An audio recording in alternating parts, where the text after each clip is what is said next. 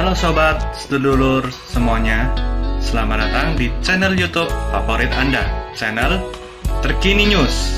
Kali ini kami akan menyampaikan berita terbaru, berita politik, berita olahraga, maupun berita selebriti. Semoga berita yang kami sampaikan bermanfaat. Jangan lupa ya guys, like, share, dan subscribe-nya agar tidak ketinggalan berita terbaru dari kami. Terima kasih. Salam NKRI, salam sejahtera. Polemik pengakuan Ismail Bolong setor uang tambang ilegal, Jokowi diminta evaluasi kewenangan Polri. Tribunnews.com, Jakarta. Kasus pengakuan mantan anggota Polri Ismail Bolong terkait kasus uang tambang ilegal terus bergulir. Pasalnya, dari pengakuan Ismail Bolong turut menyeret sejumlah petinggi Polri, di mana nama Kabareskrim Komjen Pol Agus Andrianto turut terseret dalam pusatan kasus tersebut. Tentu, hal ini harus menjadi perhatian khusus pemerintah, karena ini, proyek tambang ilegal ini diduga melibatkan petinggi Polri. Koordinator Nasional Jaringan Advokasi Tambang, Jatam, Melki Nahar menilai, hal yang paling mendesak saat ini adalah Presiden melakukan evaluasi atas institusi Polri, terutama dalam kaitan dengan kewenangan dan proses hukum atas kasus tambang ilegal di Indonesia selama ini. Sebab, problemnya bukan sebatas urusan memodali operasi tambang ilegal, sebagaimana yang terjadi pada Ismail Bolong, tetapi juga proses penindakan hukum di lapangan oleh polisi yang tebang pilih. Bayangan saja, dari total 2.741 lokasi pertambangan tanpa izin alias tambang ilegal di Indonesia, hanya sedikit saja yang ditindak oleh aparat keamanan, kata Melki Nahar saat dihubungi Tribun Network, Selasa 8 November. Melki pun menyebut, di Kaltim, misalnya, dari 150 lebih titik operasi tambang ilegal, hanya ada 3 kasus yang sedang dalam proses hukum. Dia pun mempertanyakan soal sebagian kasus besar itu justru terkesan dibiarkan. Melki pun menduga hal itu dilakukan untuk mencari keuntungan pribadi. Kami menduga, memang sengaja, dijadikan sumber cuan oleh aparat, terangnya. Belum lagi, lanjutnya, ketika dibandingkan dengan kasus-kasus tambang legal, berizin, milik perusahaan tertentu. Polisi seringkali mengamankan operasi perusahaan-perusahaan ini. Sementara warga yang melawan dikriminalisasi, atau tambang ilegal yang ada di dekat konsesi perusahaan itu, justru dibiarkan. Ia pun membeberkan contoh konkret adalah di Bowone, Pulau Sangihe, Sulawesi Utara. Polisi berulang kali mengkawal mobilisasi alat berat PT Tambang Mas Sangihe, bahkan 15 warga penolak tambang dikriminalisasi. Ironisnya, tambang emas di wilayah yang sama, justru tak ditindak, imbuhnya. Lebih lanjut, Melki menilai, setelah mengevaluasi Polri itu, Presiden Jokowi juga institusi terkait untuk mengevaluasi aktivitas tambang-tambang ilegal ini, mencari tahu bentuk kerugian negara dan kerusakan lingkungan serta ruang hidup rakyat. Sehingga, penegakan hukumnya pun harus menyasar tidak saja kepada pelaku di lapangan, tetapi juga pemodal dan penerima manfaat secara keseluruhan, tegasnya. Desakan yang sama juga disampaikan oleh pengamat kepolisian dari ISES, Bambang Rukminto. Dia mengatakan, Presiden Joko Widodo diminta turun tangan jika Kapolri Jenderal Listio Sigit Prabowo tak mau menindak anggotanya yang terlibat di kasus pengakuan Ismail Bolong. Bambang menyampaikan bahwa pengakuan Ismail Bolong dan laporan dokumen Divisi Propam Polri yang tersebar membuka borok di internal Polri yang selama ini tersimpan. Dokumen Divisi Propam terkait pemeriksaan Ismail Bolong tentunya membuka borok-borok di internal yang selama ini disimpan internal kepolisian. Bahwa praktek-praktek suap atau setoran pada pejabat kepolisian itu benar adanya. Dan pengawasan Divpropam ternyata terbukti tidak efektif, kata Bambang saat dikonfirmasi. Dia menuturkan bahwa rekomendasi laporan Divisi Propam Polri terkait hasil penyelidikan di kasus setoran uang tambang ilegal hanya bersifat rekomendasi. Adapun tidak ada penindakan yang berarti kepada nama-nama yang disebut terlibat di kasus tersebut. Hanya rekomendasinya saja yang tidak tepat dan malah menutup-menutupi atau membiarkan pelanggaran di internal. Tinggal sekarang bagaimana langkah-langkah Kapolri, apakah masih menyimpan personel yang melakukan tindakan-tindakan kotor yang mencoreng nama institusi atau segera mengamputasinya, jelas Bambang. Oleh karena itu, Bambang meminta Kapolri untuk menindak kasus setoran uang tambang ilegal. Sebaliknya, Presiden Jokowi diminta turun tangan jika Kapolri tak mau menindak anggotanya.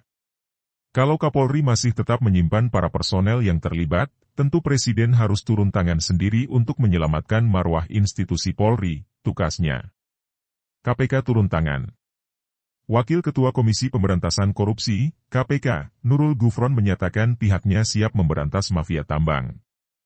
Kesiapan Gufron ini menanggapi pernyataan Menko Polhukam Mahfud MD yang menyebut ingin menggandeng KPK memberantas mafia tambang.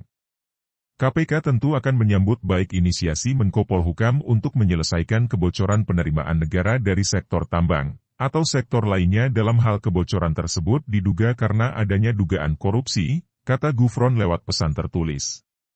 Gufron menyebut pihaknya sudah melakukan beberapa kajian dalam dunia tambang, khususnya batu bara.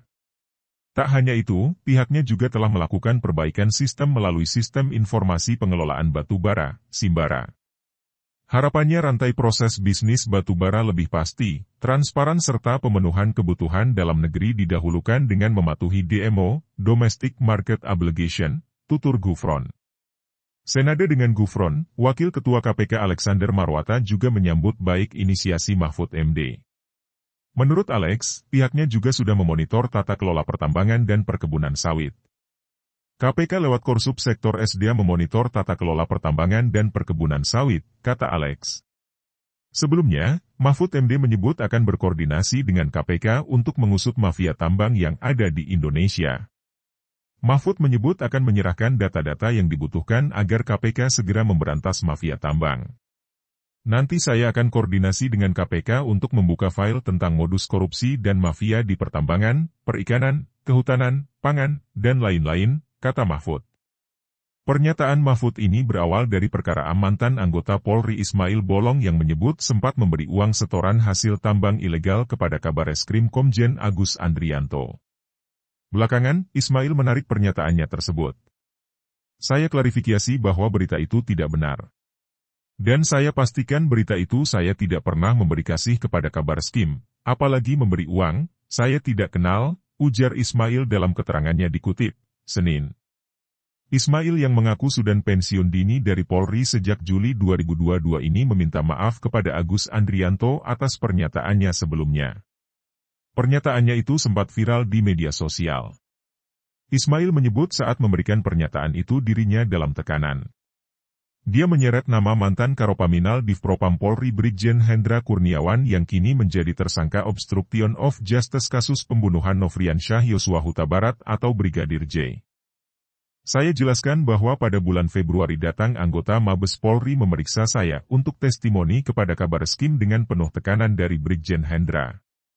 Saya klarifikasi melalui handphone, dengan mengancam akan bawa ke Jakarta kalau enggak melakukan testimoni, kata dia. Sebelumnya, beredar salinan dokumen berjudul Laporan Hasil Penyelidikan, LHP, berkop surat Markas Besar Kepolisian Republik Indonesia Divisi Profesi dan Pengamanan di media sosial Twitter. Pada salinan dokumen tersebut tertera klasifikasi rahasia. 3 salinan dokumen tersebut diunggah oleh akun Twitter Bos Purwa pada 6 November 2022.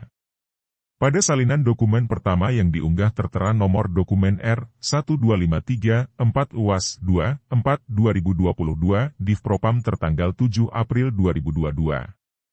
Kemudian pada salinan dokumen ketiga yang diunggah tertera tanda tangan Kepala Divisi Profesi dan Pengamanan Polri Inspektur Jenderal Polisi Verdi Sambo. Terdapat 3 poin kesimpulan pada salinan dokumen ketiga tersebut. 1 diantaranya menyatakan terkait adanya intervensi unsur TNI. Bahwa di Wilkumpolda Kaltim terdapat beberapa penambangan batu bara ilegal yang tidak dilengkapi izin usaha penambangan, IUP, namun tidak dilakukan upaya hukum dari pihak Polsek, Polres, Polda Kaltim dan Bareskrim karena adanya uang koordinasi dari para pengusaha tambang batu bara ilegal. Selain itu adanya kedekatan Sri Tan Paulin dan Sri Leni dengan PJU Polda Kaltim serta adanya intervensi dari unsur TNI dan Setmilpres, tulis salinan dokumen tersebut. Testimoni Ismail Bolong soal mafia tambang ilegal. Awalnya, sebuah video yang menampilkan pengakuan Ismail Bolong menyetor duit tambang ilegal kepada Kepala Bareskrim Polri Komjen Pol Agus Andrianto muncul dalam diskusi bertajuk mengungkap persengkokolan geng tambang di polisi dengan oligarki tambang di Cafe Dapoe Pejaten, Jakarta Selatan pada Kamis 3 November. Dalam video itu, Ismail Bolong tampak sedang membacakan sebuah surat pengakuan yang menyatakan dirinya bekerja sebagai pengepul dari konsesi tambang